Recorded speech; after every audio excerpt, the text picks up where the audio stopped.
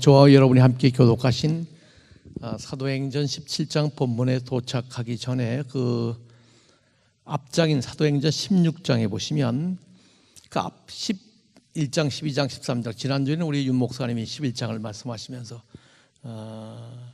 그 주의 마음으로 변화된 삶 11장에 있는 말씀 그렇게 전하셨죠. 그래서 어떻게 주의 마음으로 변화된 삶을 살 수 있는가, 본질에서 본질이 아닌 것에 얽매이지 말아야 된다. 또 바뀌지 않는 본질을 잘 지켜야 한다. 주님이 가르치는 방향으로 온전히 순종해야 합니다 라는 말씀을 증거하셨습니다. 그리고 그 안디옥 교회는 바울과 바나바를 선교사로 파송하고 구브로로 가서 1차 전도여행 아시아까지 갔다 돌아옵니다. 그리고 몇 년이 지난 후에 2차 전도여행을 또 전달하게 돼서 하는데 16장에 도착하면 아시아에서 오늘날 터키 지역에서 복음을 전파하던 바울 일행에게 성령께서 분명히 전도하는 것이 하나님의 뜻임에도 불구하고 더 이상 복음 전도 여행하는 것을 허락지 않습니다. 성경의 표현에 비하면 전도가 자꾸 막힙니다. 그리고 그날 밤에 환상 가운데 마게도니아 사람 하나가 나타나서 우리를 도와달라고 하는 환상을 보게 됩니다. 바울 일행은 그 환상을 하나님의 뜻으로 알고 인류 역사의 최초로 수천 년 동안 어둠에 잠겨있던 유럽으로 구라파로 건너가게 됩니다. 그리고 마게도니아의 첫 성이요, 유럽의 관문이라고 할 수 있는 빌립보에서 자색 옷감 장사하던 루디아 일행을 만나게 되고 그를 전도하게 되고 또 전도하다가 갇히게 되고 빌립보 감옥의 간수에게 전도하게 됩니다. 그래서 빌립보 교회가 시작하는 내용을 사도행전 16장에서 보게 됩니다. 여러분 그 뒤에 계신 분이 한번 지도를 좀 펴주시기 바랍니다. 지도에 보시면 바울 일행이 전도한 내용을 볼 수 있죠. 쭉 가다가 저 파란색 가다 들어와 보이십니까? 그래서 밤빌리아 빌립보라는 곳에 가게 됐습니다. 거기가 첫 성이라는 것이죠. 거기서 밤빌리아, 그다음 그 밑에는 도시 이름 보이세요?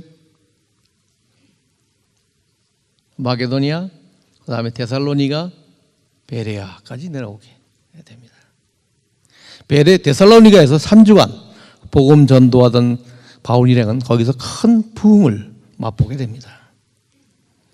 그 당시 사람들이 바울 일행을 향하여 칭하기를 천하를 어지럽히던 사람들이 여기에도 왔다.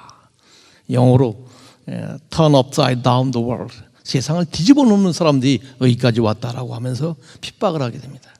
그 핍박을 통해서 베레아까지 내려왔습니다. 베레아 사람들은 성경 표현을 빌면 신사적이어서 데살로니가 사람들보다 더 신사적이어서 간절한 마음으로 말씀을 받고 그 날마다 성경을 상고하였다고 기록되어 있습니다. 많은 사람들이 믿게 되고 믿는 사람들의 숫자가 늘어나고 있을 때 데살로니가에서 핍박하던 사람 유대인들이 바울이 베레아에서 전도하는 줄 알고 여기까지 잡으러 내려오게 됩니다. 이에 바울은 급히 바다로 피하겠다. 베레아에서 바다로 나가게 되죠. 그리고 바울을 안내하던 사람들은 바울을 홀로 어디요? 밑에 아덴이라고 하는 곳, 오늘날 소위 아테네라고 하는 곳에 내려놓고 돌아가게 됩니다. 15절 말씀 성경을 한번 보시겠어요? 17장 15절 같이 한번 읽죠. 시작.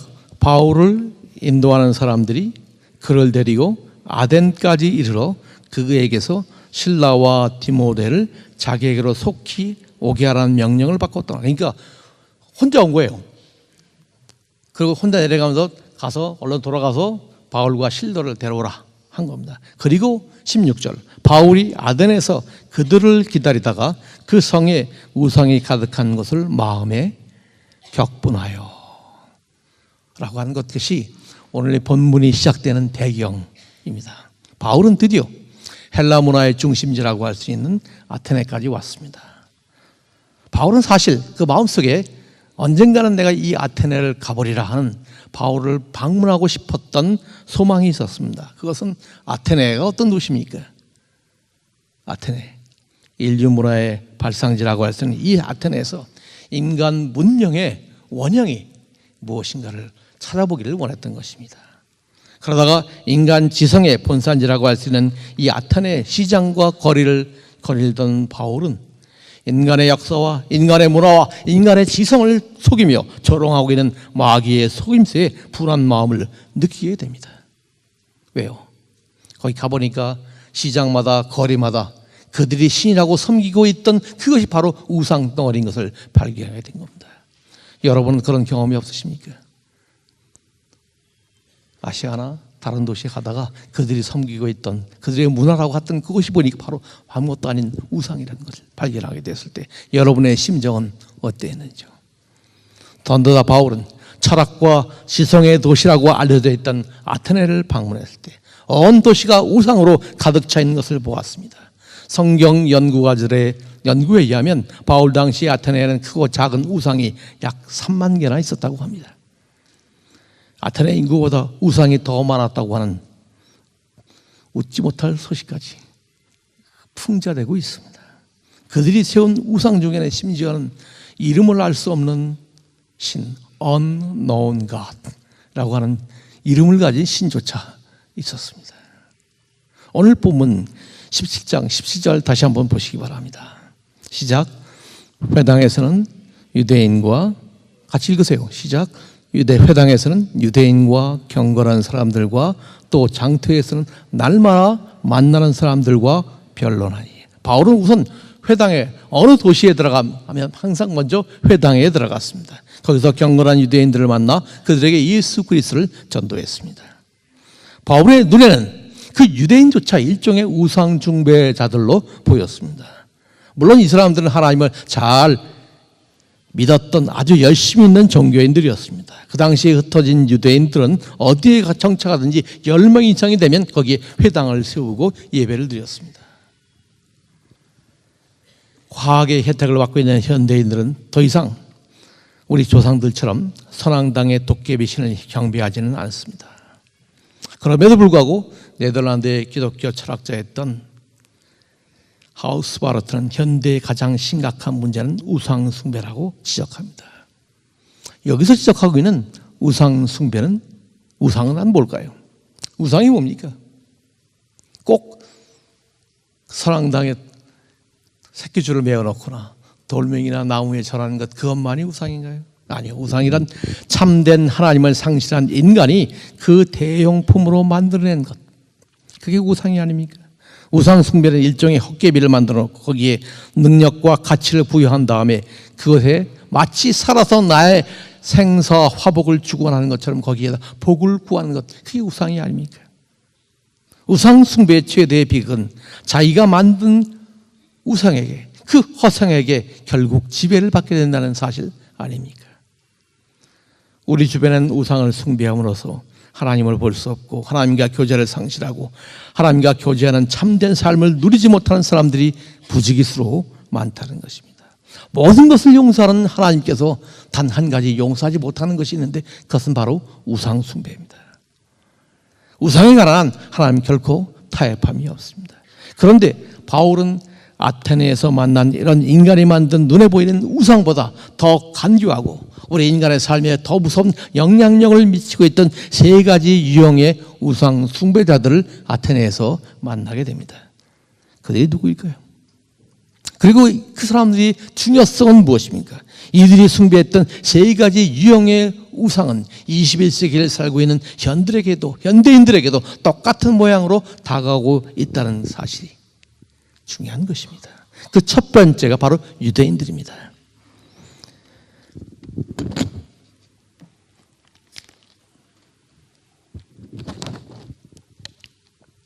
유대인들은 물론 하나님을 믿던 사람들입니다. 그리고 하나님 섬기는 회당에 나와서 매주 안식일이면 나와서 하나님을 예배하고 있었습니다. 그러나 그러한 유대인들조차 그 마음의 중심에는 하나님이 아닌 물질이 자리 잡고 있었습니다. 그들이 하나님을 경배하는 이유는 그렇게 함으로써 하나님께로부터 물질적인 축복을 받을 수 있다는 기대 때문이었습니다. 여러분 오해하지 마십시오. 하나님이 우리의 사업을 축복하지 않으신다는 말씀이 아닙니다. 그러나 우리가 하나님을 믿고 있는 진정한 중요한 이유가 그것 때문이 될 수는 없습니다. 하나님이 우리의 사업을 축복하기 때문에, 하나님이 우리의 자녀를 축복하기 때문에, 하나님이 우리의 성공을 보장하시기 때문에 우리가 하나님을 믿는다면 하나님은 결코 우리가 우리의 성공을 위한 하나의 수단이 될 수밖에 없지 않습니까? 다시 말하면 그 당시 유대인들은 하나님을 믿고 있었고 하나님을 존재를 신뢰하고 있었지만 그들의 삶 속에서 실제로 섬겨있던 신은 하나님이 아니라 물질, 즉 만몬신이었습니다. 그들은 예배를 드리고 나가면서 자신의 예배를 드렸기 때문에 하나님이 자기를 더 축복하실 것이라고 생각했습니다. 그리고 더 많은 돈을 벌기 위해 수단과 방법을 가리지 않고 장사를 하고 사업을 했습니다. 재미있는 사실은 1세기부터 이미 유대인들에게 주라고 하는 말은 돈밖에 모르는 사람들이라는 욕설이었습니다.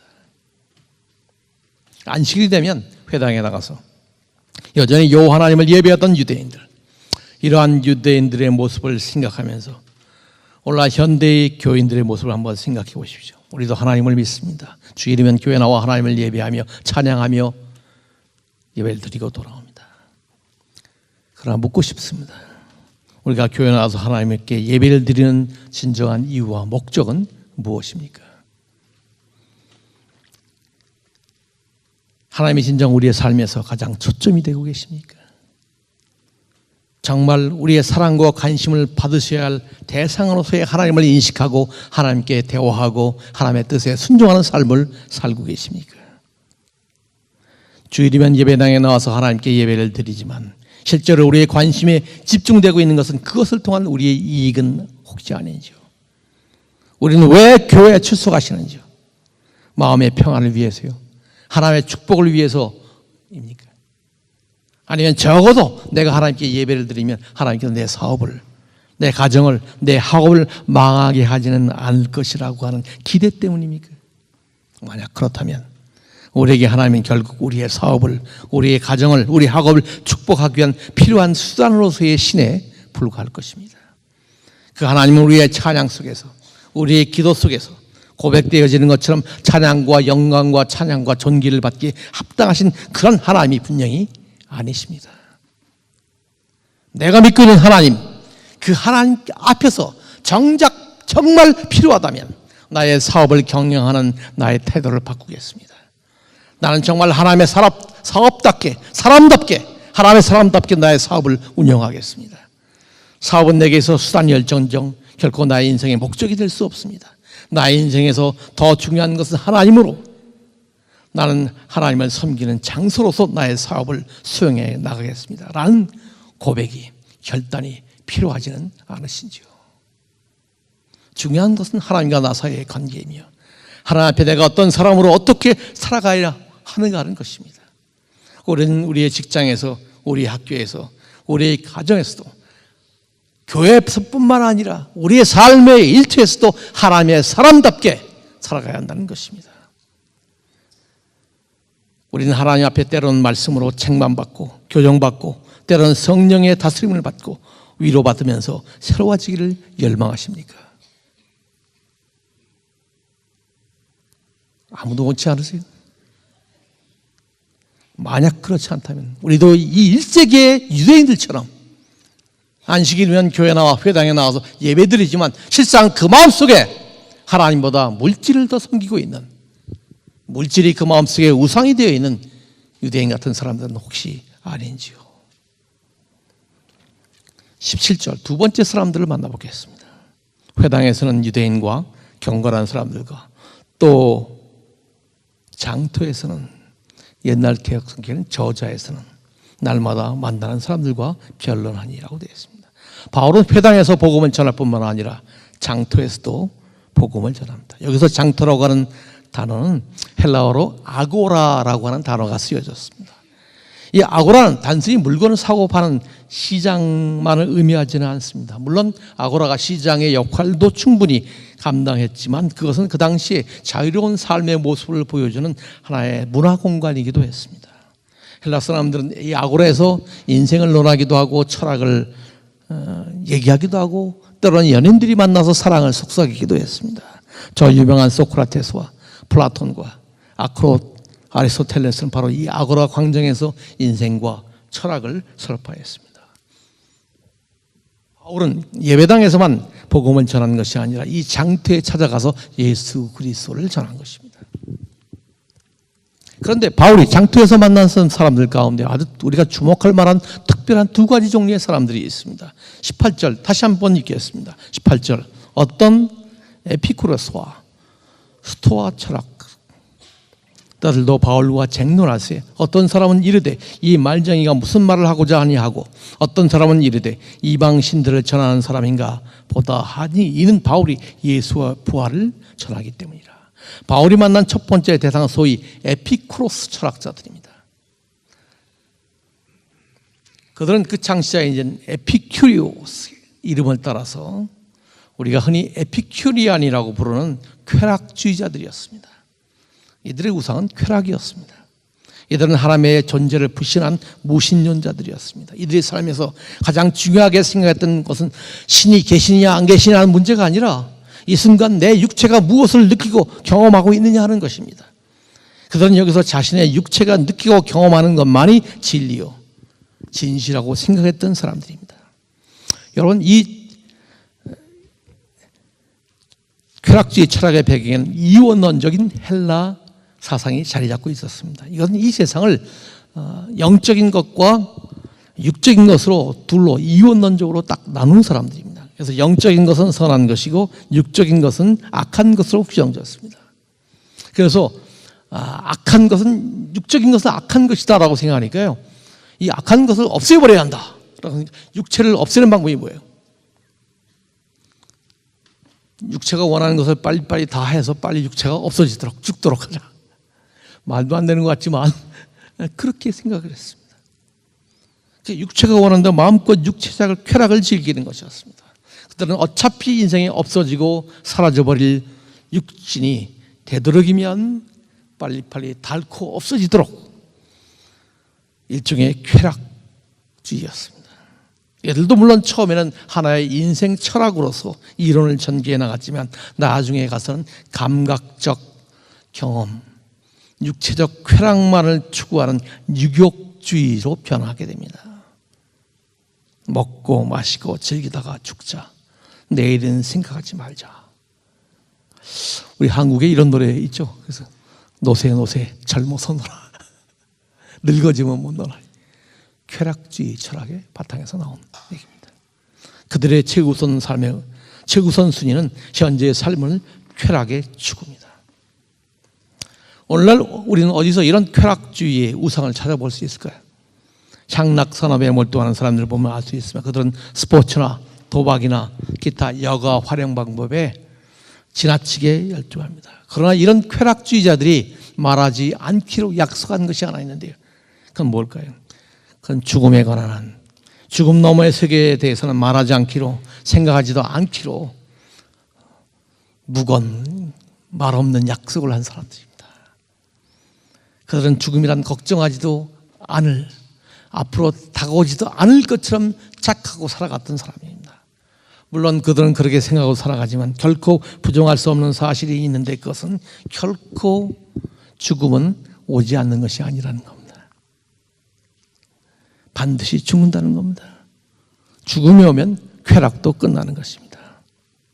그런 서로 말은 하고 있지 않지만 이 쾌락은 오래가지 못한다. 그리고 지금 내가 즐기고 있는 쾌락은 결코 내 인생의 삶에 만족을 주지 없다고 하는 것입니다. 그들은 그 사실을 알고 있습니다. 그렇다면 어떻게 산다, 어떻게 살아야 하는가? 대안도 없습니다.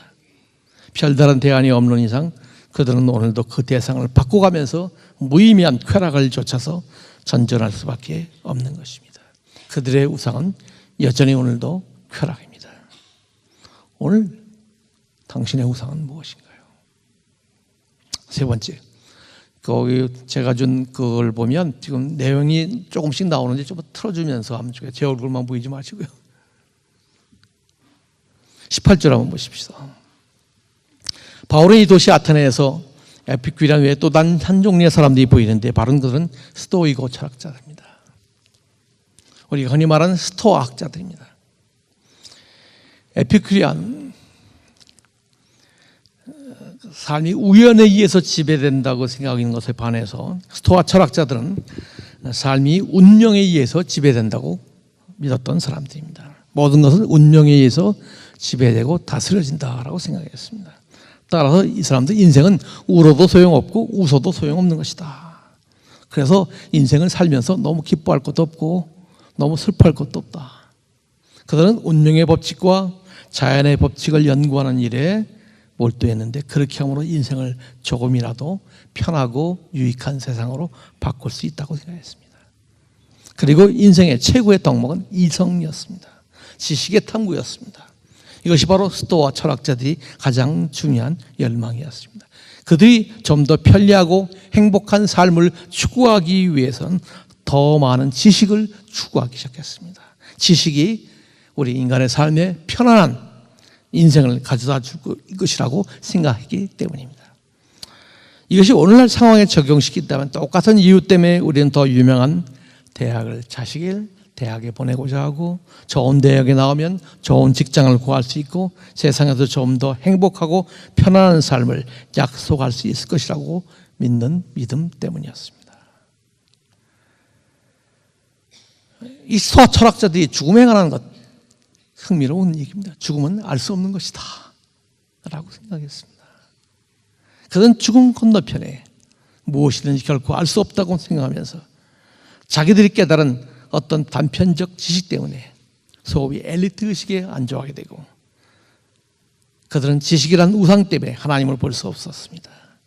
그들은 이웃과의 관계도 단절하고 다른 모든 이웃들은 무식한 사람들이라고 생각하고 오늘날 이들처럼 지식의 우상 앞에 무릎 꿇고 있는 현대인들의 모습을 볼 수가 있습니다. 본문을 보면 바울이 이들 철학자들과 더불어 아테네 거리에서 논쟁을 벌이게 됩니다. 그리고 바울은 이제 아테네시에서 아레오바고라는 곳에 올라가 이들과 논쟁을 벌인 끝에 이들을 향해서 유명한 설교를 하게 되는데요. 그 아레오바고 제가 사진으로 한번 찍어봤습니다. 한번 보시겠어요? 저기가 바로 아레오바고라고 하는 것입니다. 아테네 도시의 중심에 있는 언덕으로서 거기서 논쟁과 강연이 벌어지기도 하는 것입니다. 유명한 철학자 소크라테스도 이 아레오바고에서 청년들과 철학을 논쟁하기도 했고 여기서 잡히기도 했던 것입니다. 이 아레오바고 언덕에서 설교한 내용이 오늘 설교의 오늘 본문인 내용의 중심 내용 23절부터 이제 보시겠습니다. 23절부터 설교의 내용을 좀 살펴보시죠. 여러분 성경책을 한번 보십시오. 찾아보십시오. 사도행전 17장 설교의 내용을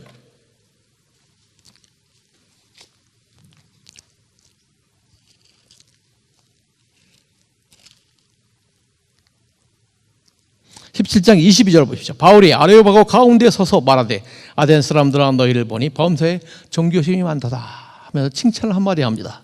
그리고 내가 두루다니며 너희가 위하는 것을 보다가 그 다음 나오니 뭐죠? 알지 못하는 신에게 unknown God 여러 가지 신들을 섬겼는데 어떤 신은 뭐 신의 이름을 많이 붙이다가 나중에 붙일 이름이 없고 무슨 신인지 이름도 모르겠다 하니까 unknown God 알지 못하는 신라고 하는 것도 보았다. 정말 지금도 남아있는가 하고 한번 찾아봤더니 있더라고요. 실제로 한번 찾아보십시오. 한번 사진으로 한번 보시겠어요? 예, 헬라우스 저기 unknown God이라고 뭐예요? 쓰여집니다. 알지 못하는 신에게라고 쓰여졌던 그런 신에게 생겼던 겁니다.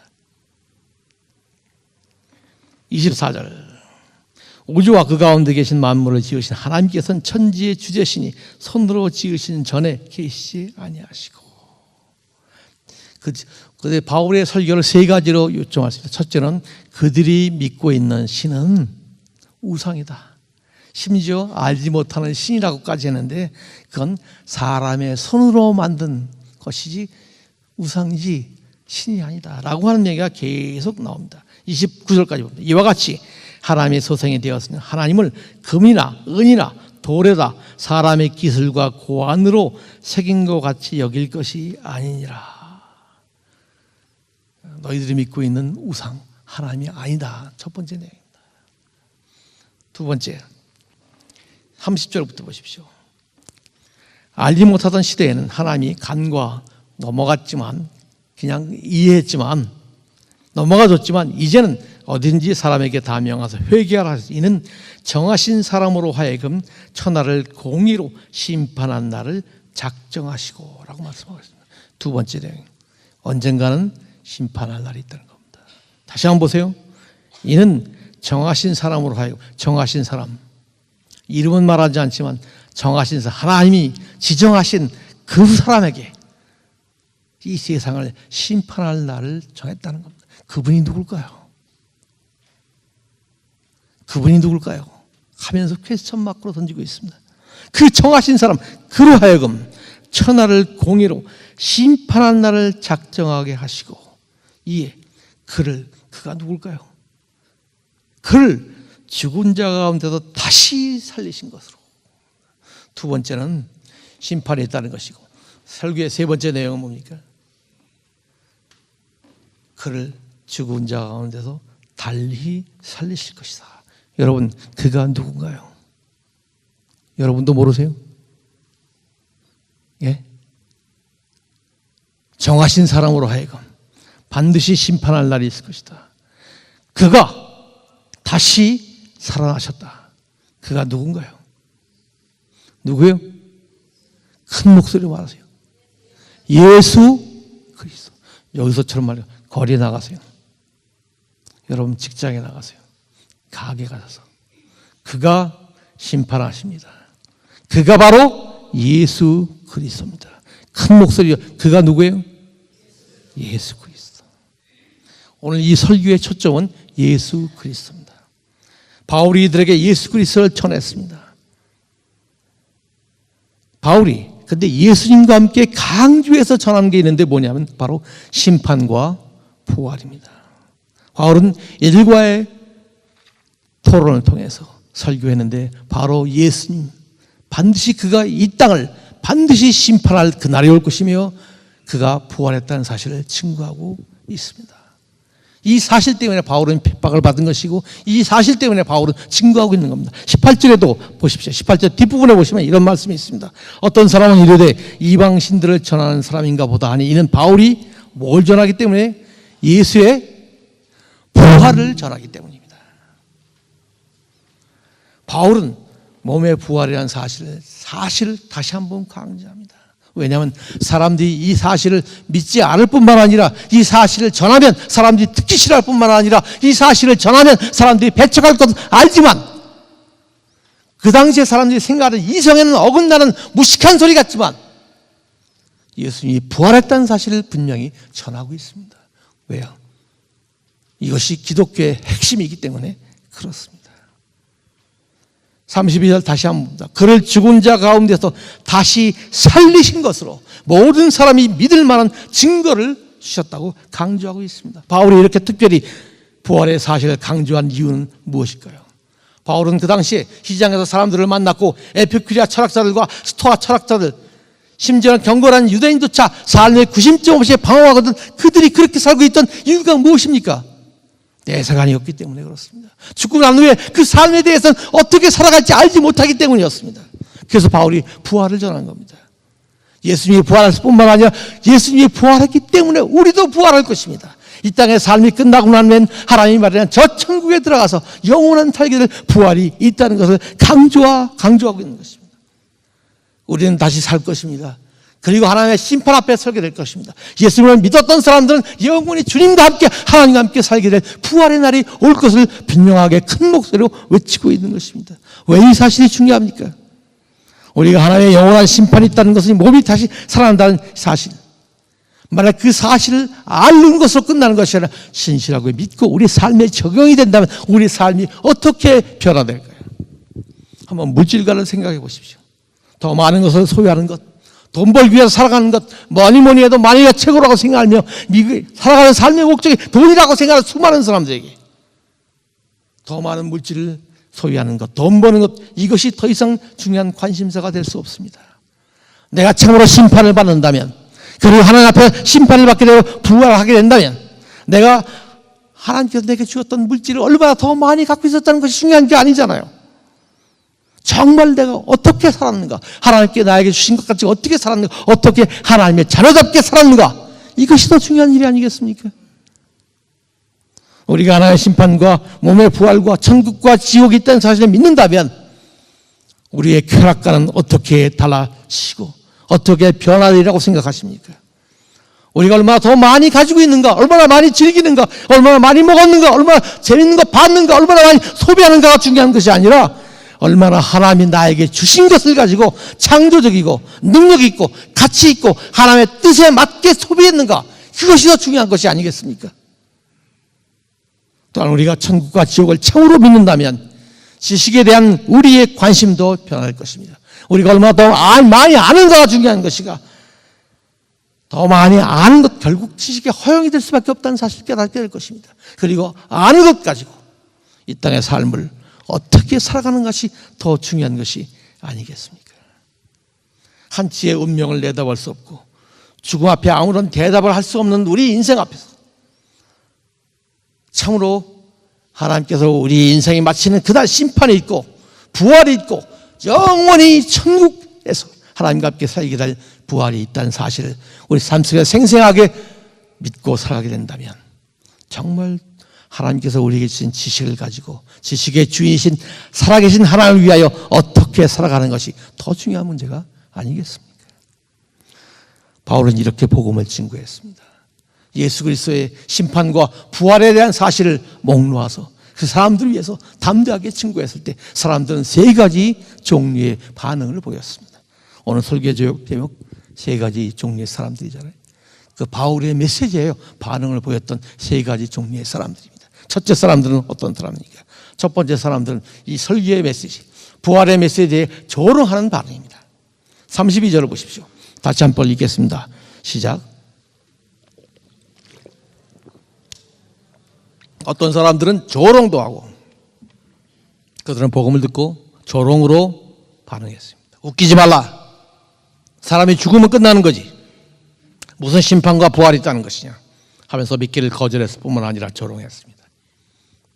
얼마나 많은 사람들이 오늘 21세기를 살아가는 우리의 삶의 현장에서도 우리의 시장에서도 거리에서도 학교에서 직장에서 이 부활과 심판의 메시지에 조롱으로 반응하고 있습니까? 여러분의 반응은 무엇입니까? 두 번째 종류의 사람들은 결정을 다음으로 내일로 미루는 것입니다. 32절 다시. 어떤 사람들은 이 일에 대해 내 말을 다시 듣겠다 하니 나는 오늘 결정할 수 없다는 것입니다. 더 듣고 다음에 결정하겠다. 계속 결심을 뒤로 미루는 겁니다. 여러분, 사탄은 우리로 하여금 계속 결심을 미루게 합니다. 내일 결정하겠다. 내일이란 날은 우리 인생 가운데 결코 오지 않습니다. 오늘만 있습니다. 성경은 움직일 수 없는 그리스도의 부활을 선포합니다. 성경은 부활의 사건에 대해 분명한 확실한 근거를 제시하고 있습니다. 물론 모든 것을 우리가 다 이해할 수 있는 건 아닙니다. 모든 것을 100% 다 아는 건 아닙니다. 하나님에 관하여, 기독교에 관하여, 신앙에 관하여 모든 것을 다 이해할 수 없을지 모릅니다. 그러나 성경은 우리가 구원받기에 충분한 만큼의 계시를 말씀을 통해서 우리에게 알려주고 보여주고 있습니다. 이것 가지고 오늘 우리는 어떤 결정을 내려야 하는가, 그것이 중요한 겁니다. 부활 자체가 신앙의 위대한 증거이기도 합니다. 아니, 부활에 대한 증언도 넘치도록 합니다. 여러분, 주일날이 왜 생겼어요? 안식일날 모이다가 왜 주일날로 바뀌었습니까? 예수님께서 부활하시고 그 부활을 기념하여 주일날, 부활 첫날 모이기 시작한 거 아닙니까? 부활이 없다면 주일날 모일 이유가 없었습니다. 신학교의 출처는 무엇입니다? 우리가 모이기는 신학교의 역사적 출발점은 도대체 무엇이란 말입니까? 예수 그리스도의 부활을 본 사람들이 모여서 예배드리기 시작한 것 아닙니까? 신약 성경은 부활이 없으면 이루어질 수 없는 산물입니다. 주님께서는 승천하시기 전에 내가 가면 보혜사 성령을 너에게 보낼 것이라고 말씀하시는데, 내가 전한 메시지를 성령의 감동으로 사도들로 하여금 기록하도록 하게 만들 것이라고 했는데, 그 사도들이 기록한 것이 신약 성경이 아닙니까? 부활이 없다면 신약 성경은 이루어질 수 없는 것입니다. 성령 강림절은 왜 생겼습니까? 주께서 부활하시고 약속한 그대로 승천하시고 약속하신 성령을 보낸 후에 40일이 지난 뒤에 성령께서 오시지 않았습니까? 50일 뒤에. 성경에 나타난 수많은 부활의 증인들에 대해서는 뭐라고 답변하시겠습니까? 베드로가, 야고보가, 수많은 주의 제자들이, 아니 500명 이상의 그리스도인들이 부활하신 주님을 만났습니다. 이 사실을 여러분 어떻게 설명하시겠습니까? 아니 겁쟁이였던 주의 제자들, 그리고 주님의 십자가에 죽으신 후에 뿔뿔이 흩었던 예수 그리스도의 제자들, 베드로 같은 사람은 이제 나는 물고기나 잡으러 가야겠다고 하던 그 사람이 예수 그리스도를 만나고 난 후에 하루아침에 변해서 3,000명, 5,000명 앞에 담대히 증거할 수 있는 담대한 사도로 변하게 되었습니다. 그들은 목숨을 걸기 시작했습니다. 그들은 사력을 다해서 예수 그리스도의 부활의 증거를, 메시지를 증거하기 시작했습니다. 왜? 무엇 때문에? 무엇이 이 사람들을 그렇게 만들었습니까? 부활이 사실이 아니라면 누가 거짓을 위하여 목숨을 버리겠습니까? 누가 자신의 생명을 걸고 인생을 들여서 십자가에 거꾸로 매달려 가면서 예수 그리스도의 부활을 증거한다는 말입니까? 무엇보다 제 마음속에 지금도 오늘도 살아계신 이 예수 그리스도, 구원받은 그리스도는 한 사람 한 사람 삶 속에 역사하시는 성령의 역사를 여러분 뭐라고 답변하시겠습니까? 여러분, 예수 그리스도의 사건은 오늘날 이 부활의 사건은 생생한 증거과 증언이 있는 사건입니다. 여러분, 공자님의 무덤을 방문해 보십시오. 그 무덤은 비어있지 않습니다. 석가의 무덤을 방문해 보십시오. 그거 비어있지 않습니다. 모하메드의 무덤을 방문해 보십시오. 거기 비어있습니다.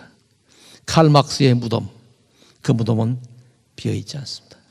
모두 시체가 되어 있습니다. 그러나 오늘날 예수 그리스도의 무덤을 방문해 보십시오. 거기 무덤은 텅 비어 있습니다. 왜 무덤은 비었습니까? 예수 그리스도의 무덤이 텅 빈 사실에 대한 유일한, 타당한, 논리적인, 철학적인, 종교적인, 신학적인 대답은 하나밖에 없습니다. 예수 그리스도는 부활하셨습니다. 예수 그리스도는 부활하셨습니다. 세 번째 종류의 사람, 비록 소수지만 그들은 믿기로 결단한 용기 있는 사람들입니다. 34절에 보시면 몇 사람이 그를 가까이어 믿으니 그 중에는 아레오바고 관리 디오누시오와 다마리아라는 여자와 또 다른 사람들도 있었더라. 얼마나 위대한 일입니까? 아무도 알아주지 않지만 수많은 사람들이 조롱하고 믿기를 연기하고 있던 수많은 사람, 대다수의 사람들 가운데서 비록 적은 숫자지만 믿기로 용기 있게 결심을 내렸던 위대한 사람들입니다. 얼마나 귀한 사람들입니까? 얼마나 위대하고 용기 있게 사람들입니까? 하나님과 사람 앞에서 믿기로 결심했던 사람들입니다. 결론적으로 여러분에게 묻고 싶은 질문이 있습니다. 오늘 여러분의 결정은 무엇입니까? 예수 그리스도의 부활의 메시지 앞에, 여러분 인생에 닥치는 이 질문 앞에서 여러분은 어떤 결심을 내리시겠습니까? 다 같이 기도하겠습니다.